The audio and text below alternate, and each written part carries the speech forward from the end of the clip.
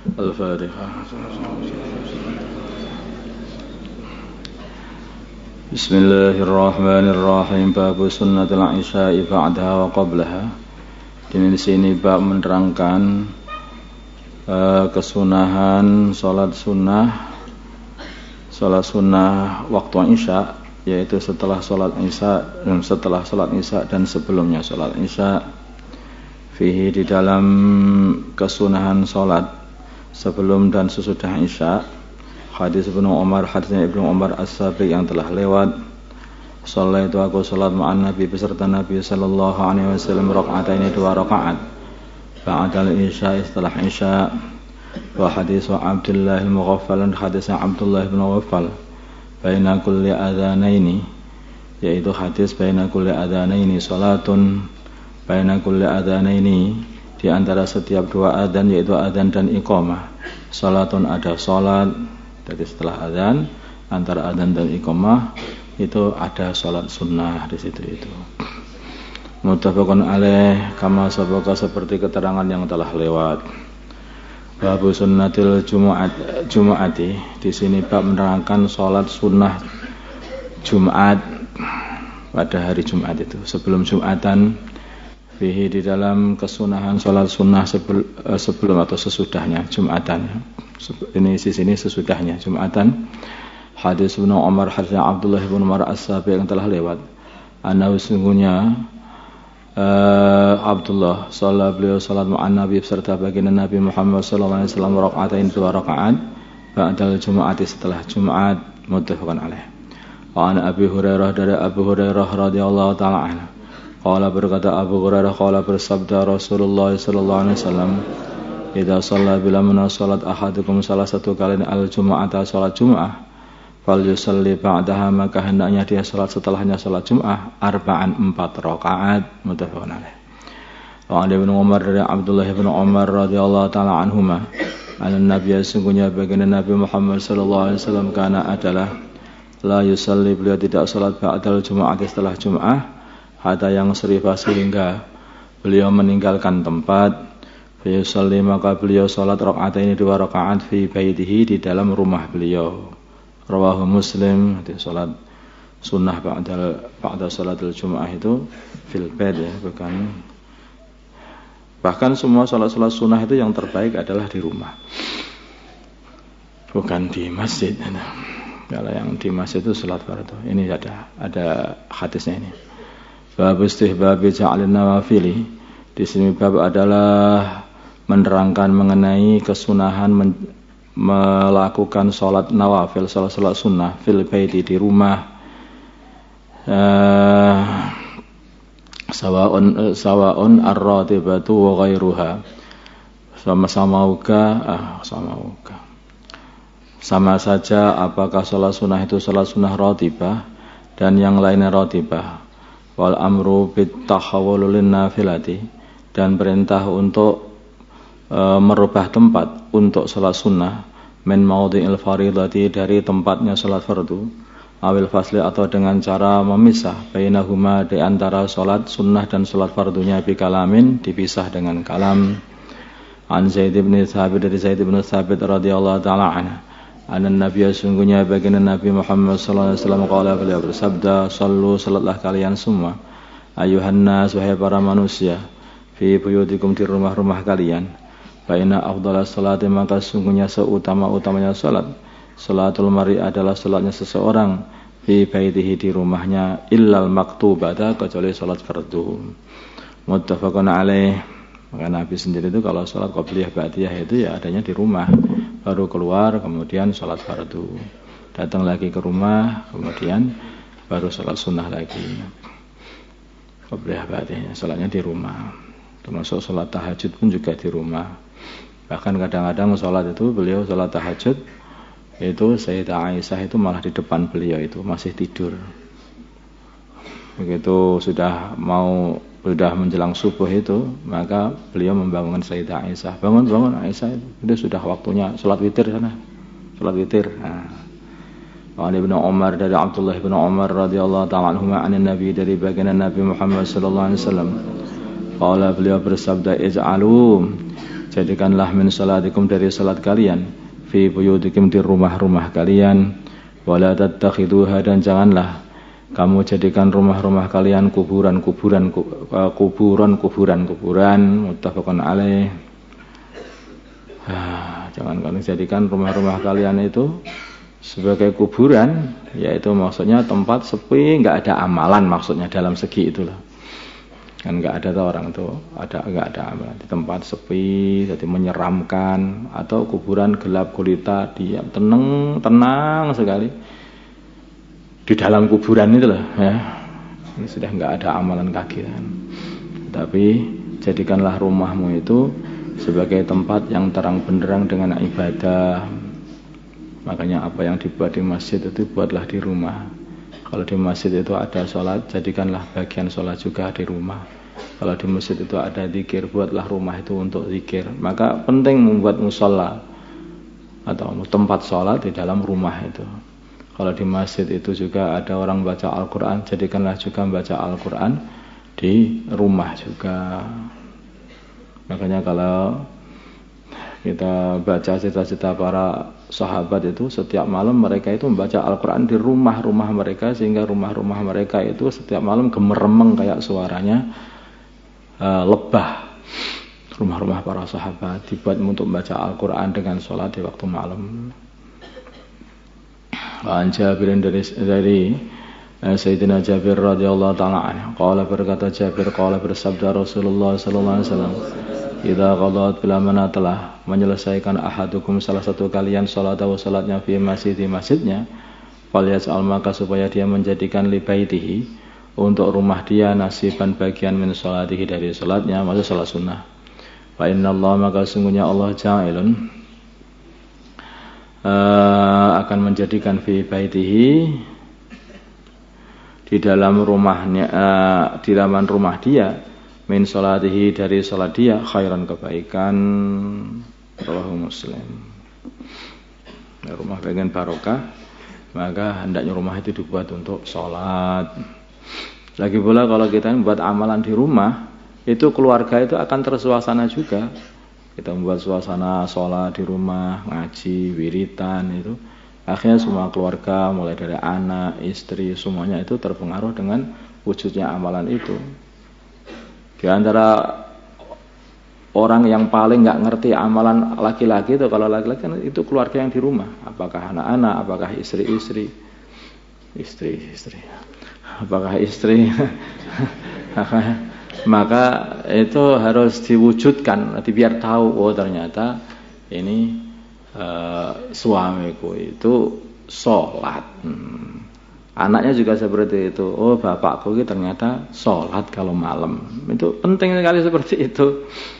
Bukan akhirnya kalau orang rumah itu nggak ngerti apa yang dikerjakan, lama sekali nggak pulang-pulang, alasan ke masjid, malah akhirnya jagongan aja. Lah ini lagi jagongan sama Gusti Allah, lah nggak boleh kan.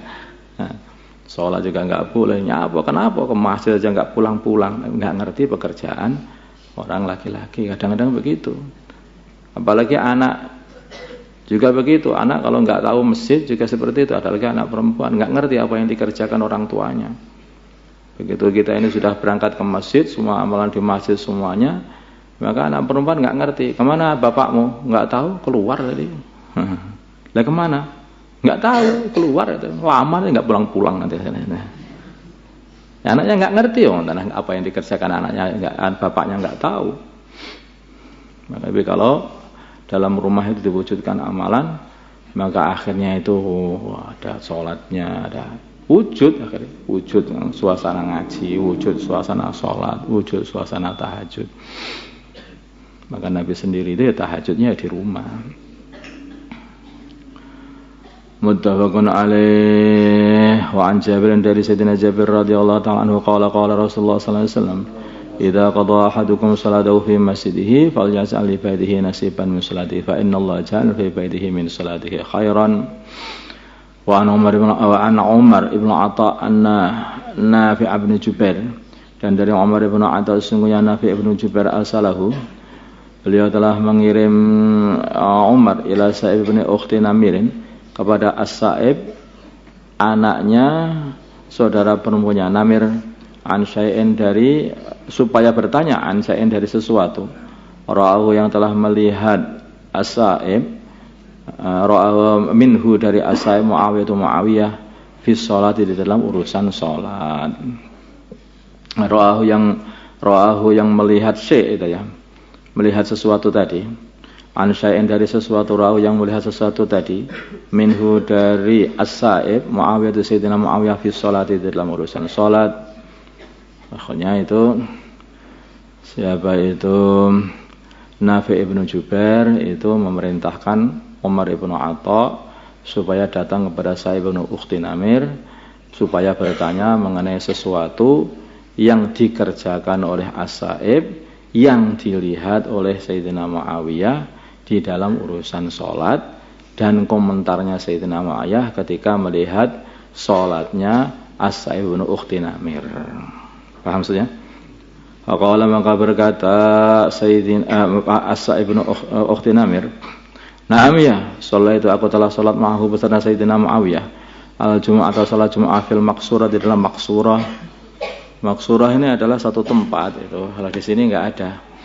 Jadi zaman dulu itu Sayyidina Muawiyah membuat Maqsurah, itu tempat sekatan begitu atau satu kamar khusus supaya aman tidak diganggu karena banyak khalifah-khalifah sebelum Sayyidina Muawiyah itu kan mati dibunuh ketika sholat.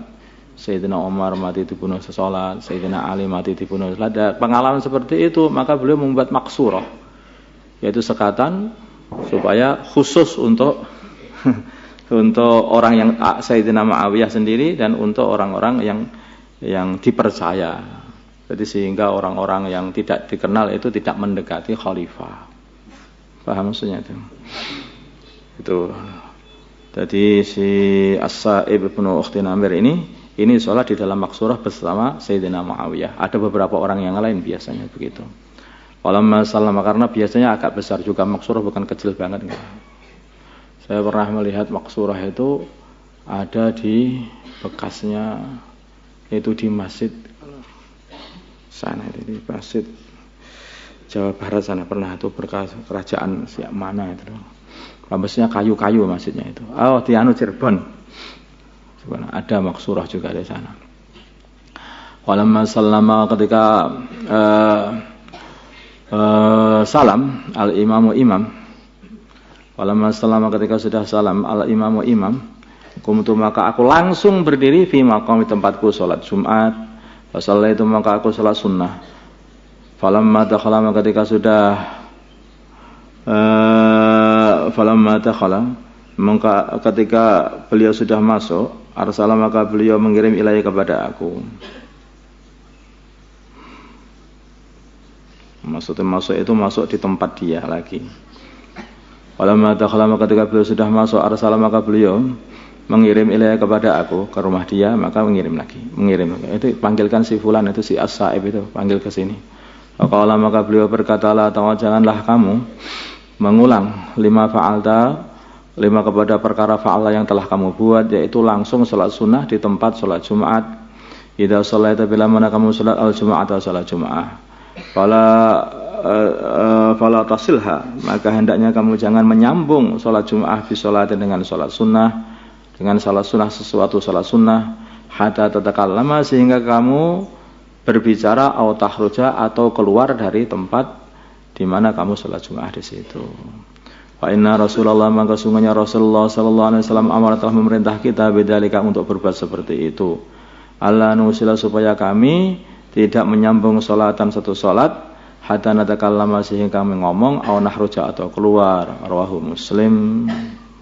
Ini juga bagian daripada di antara hikmahnya, yaitu supaya orang-orang yang dari jauh itu yang kurang ngerti agama itu tidak memahami bahwa sholat Jumat itu sebetulnya 4 rakaat, 2 rakaat berjamaah, 2 rakaat sendiri ya. Itu kadang orang dari jauh yang mungkin nggak pernah ngaji, oh begitu caranya sholat Jumat itu. Ditirukan kalau ke rumah itu bisa, diantaranya seperti itu hikmahnya.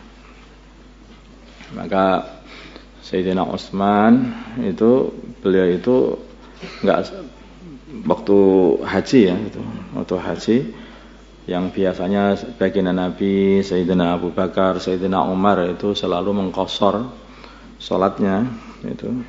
Maka Sayyidina Utsman tidak mengqashar salatnya itu. Ketika waktu haji di Arafah maka Sayyidina Abdullah bin Mas'ud sampai kaget ini, inna lillahi wa inna ilaihi raji'un. Lah kok dirubah itu bagaimana? Padahal Sayyidina Utsman itu faham. Jadi telah terjadi orang-orang yang dari kampung jauh-jauh sana itu ketika haji melihat sholat duhur itu jadi tinggal 2 rakaat, ya toh, pulang ke rumah 2 rakaat terus gitu loh. Makanya Sayyidina Utsman akhirnya beliau sholat dengan itmam, langsung sholat 4 rakaat. Tidak sama dengan Sayyidina Umar, tidak sama dengan Abu Bakar. Kenapa? Karena biar tidak salah orang jauh-jauh ini kan sudah umat Islam sudah banyak pada zaman itu. Yang haji sudah makin banyak dari pelosok-pelosok jauh sana. Maka supaya tahu bahwa sholat duhur itu tetap 4 rakaat, bukan 2 rakaat. Jadi antara hikmah beliau itu membuat seperti itu. Wallahu a'lam. Allahumma shalli ala sayyidina Muhammad wa ala sayyidina Muhammad wa salli ala sayyidina Ibrahim wa ala ali sayyidina Ibrahim wa ala sayyidina Muhammad wa ala sayyidina Muhammad wa barakta ala sayyidina Ibrahim. اللهم ارحم مدى سيدنا محمد، اللهم اغفر لأمة سيدنا محمد، اللهم اصلح من سيدنا محمد، اللهم آلف بين قلوب أمة سيدنا محمد، اللهم انصر مدى سيدنا محمد، اللهم عاش فيهم سلطانا نصيرا، وصلى الله على سيدنا محمد النبي الأمي وعلى آله وصحبه وسلم، الحمد لله رب العالمين.